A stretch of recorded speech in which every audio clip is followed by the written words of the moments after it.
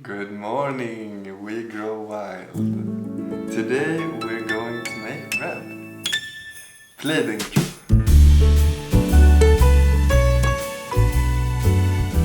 So this is done. And like I said, in this recipe, we don't need to knead anything. We just let it go. And it will kind of process itself. Thank you. I already started to make the bread. I got ahead of myself. But what I did is I put water and I put some sourdough that was bubbling, like maybe you can see some activity in there. But I just dumped what was in here. I usually make about 1.2 liters of water. That's the only measurement that I take, and then the rest of it I go with the flow.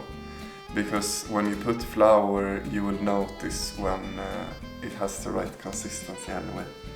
But the rule of thumb, I would say, is about 2 deciliters of water for 1 small bread. So this will be like 4 big breads. And then you need to add, if you have like 1 liter water, you need 1.5 kilos of flour. So in my case, I would need probably 2 kilos of flour, more or less. Because you want to make 4 breads. Yeah, usually maybe we make 2 breads, maybe we make all 4 of them at once. But then we give something away, maybe because it's difficult to finish. You can also freeze the bread, but it's nice to have dough around, and you can also make pizza from it. So. And let's have a little word about this guy, right? Because this is the most important ingredient. Yeah, but you can just use normal yeast. If you want dry yeast, just pop it in. Like. So this one, how did you make the sourdough? I mean, there are tons of recipes exactly, online. Tutorials how to do it, but you just mix water and flour, you spin it around, and then you replace a bit of feed it. And after a while, the organisms establish. And start to fart. Yeah! This is my best trick for bread making. A thin, like you can also use a spoon of wood and then you use the back of it. So you don't get a lot of stuff inside, because with this it's so easy to clean. Alright, so we can already just mix up the sourdough a little bit. Mixing and mixing. Then salt is a little bit difficult, like, oh dear. I'm gonna add this much salt, like 1 handful for me. It's usually good for this. So you put salt at this stage? Yeah, okay. Like bread is pretty forgiving once you have a good hang of it. Yeah, like you can just put things. So then we can start already with all of this, like that's not a problem at all. What consistency we get. It's still very watery, which we expected because we need more. Normally Mickes meals the grains and the wheat that we get from a neighbor, right? Yeah. And then he mixes it with some white flour that we buy in the supermarket. But today it's easier to do just with I mean, we do bones. also just whole grains and stuff, but I think for this video it's better to just use white flour because it's easy to see how it grows and stuff. Yeah, and it's more accessible maybe for people. But you can always do like 50% whole grain, and it won't make a lot of difference to the consistency. But anyway, so now like we might need more than this now, I don't know, we'll see.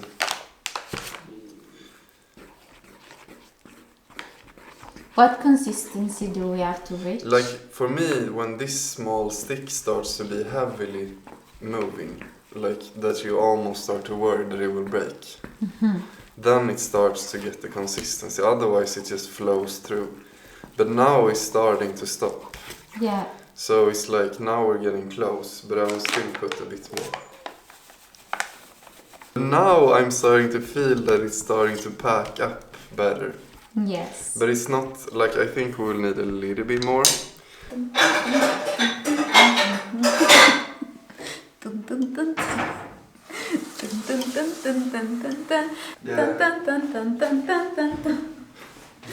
dun. And when you're ready to go in to feel the dough with your hands, then I always wet my hands and it doesn't get stuck. Exactly. So you have to wet consistently just to feel how the dough is. And now it's too wet, like we need more flour. So we're getting there. Now we used already 2 kilos here. And 1.2 liters. Yeah, it was maybe 1.3 or something.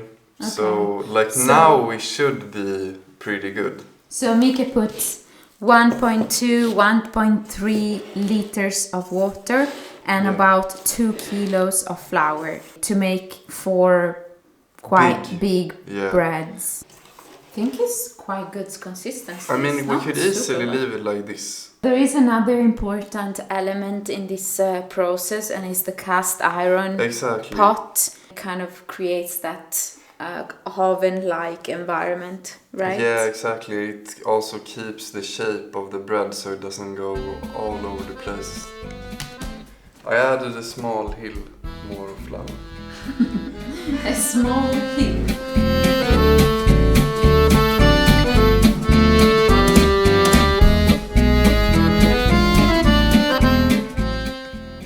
So you can barely lift it now. But if I integrate all of this.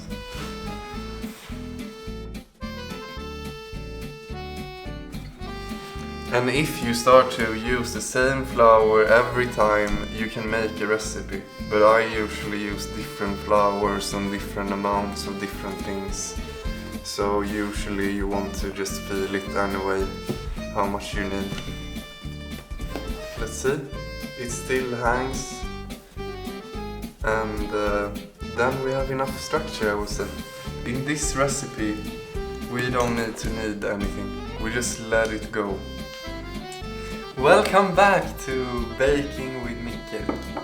And the dough now looks like this. The whole process was like I put it in the morning 2 days ago. And then it was out until the evening and I checked it and it didn't really grow so much. So I put it in the fridge for safety because if it gets done in the night it can be overdone maybe. So it's better to keep it in the fridge. And we're gonna have guests today. I'm gonna make bread and pizza and everything. Pizza tonight. So we just get all of it out. Don't try to like smash it too much. Something like that. And then it's really nice to have this thing.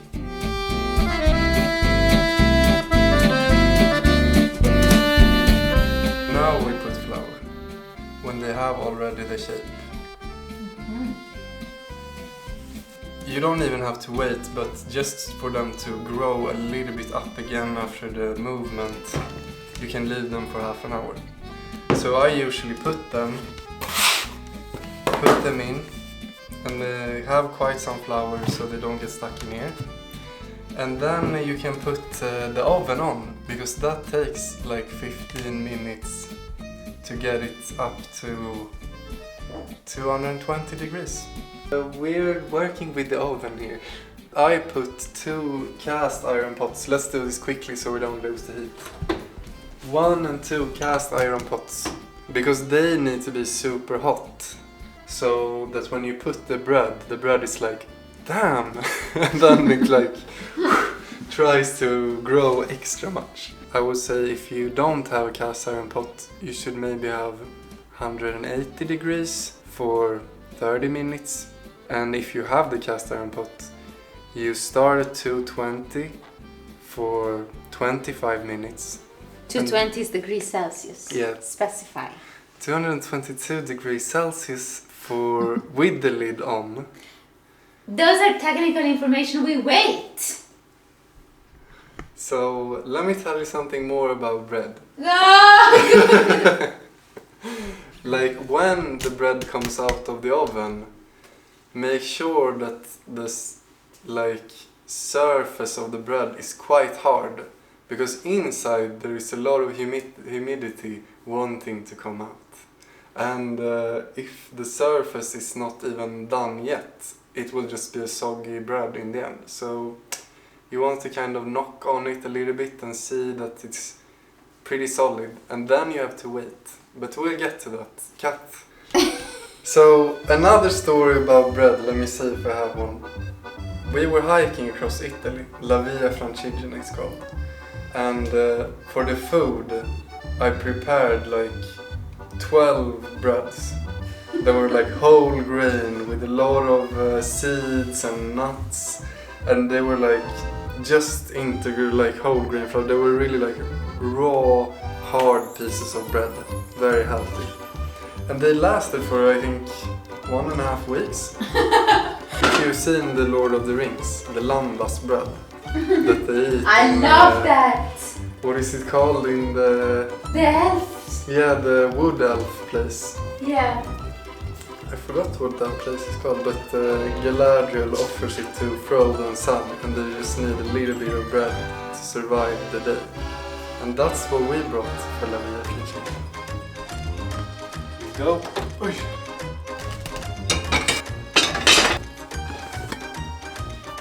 Look at that. Oh, look at that. We make things pretty in this household. Not only from I want to do this. Some rosemary that I found. No.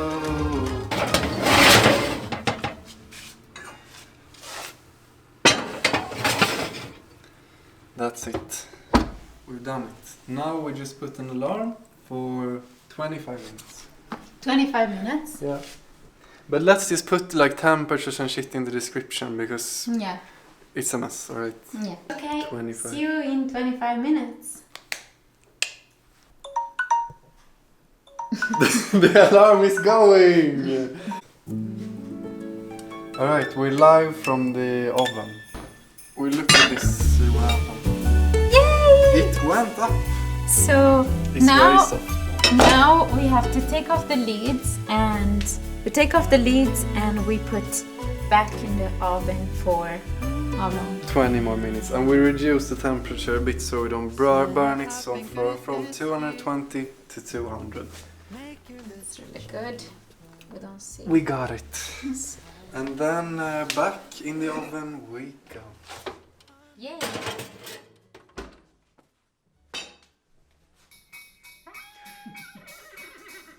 Mojo!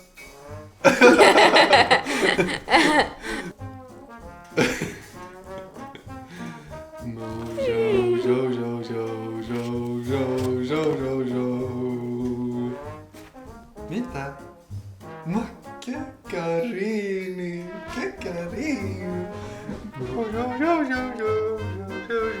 No, it's too close.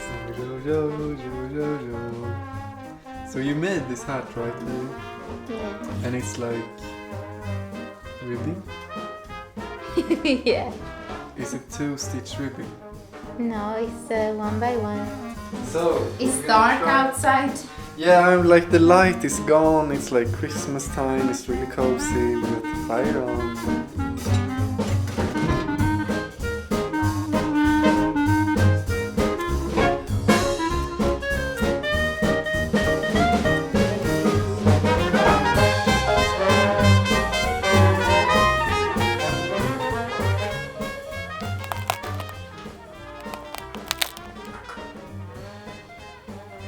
Right, let's get them out of this.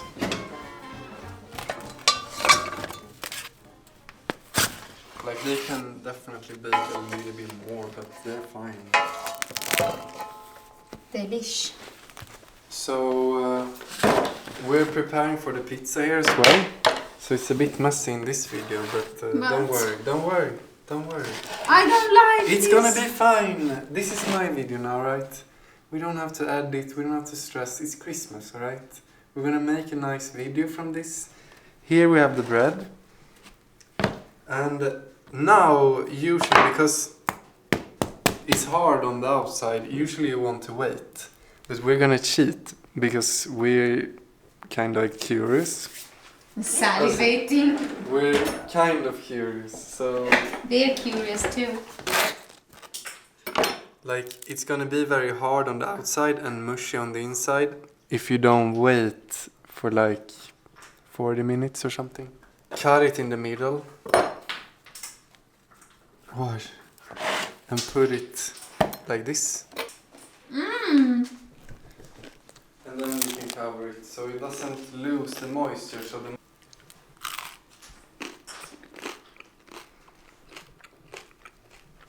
it's good.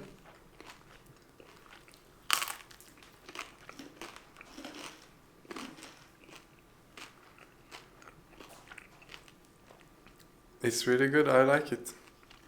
And with time it will be even better. So let's try to wrap this video up, right? Because it's too dark, like I would have wanted to make also a pizza video, but it's too much. So thank you very much, and if you have any feedback, questions, if you want to see some other types of videos, I will be very happy to hear about that. And if you want to hit the subscribe, like, notification bell, write a comment, send us an email. But thank you for watching, and I hope you enjoyed this video. We hope you can make some nice bread as well.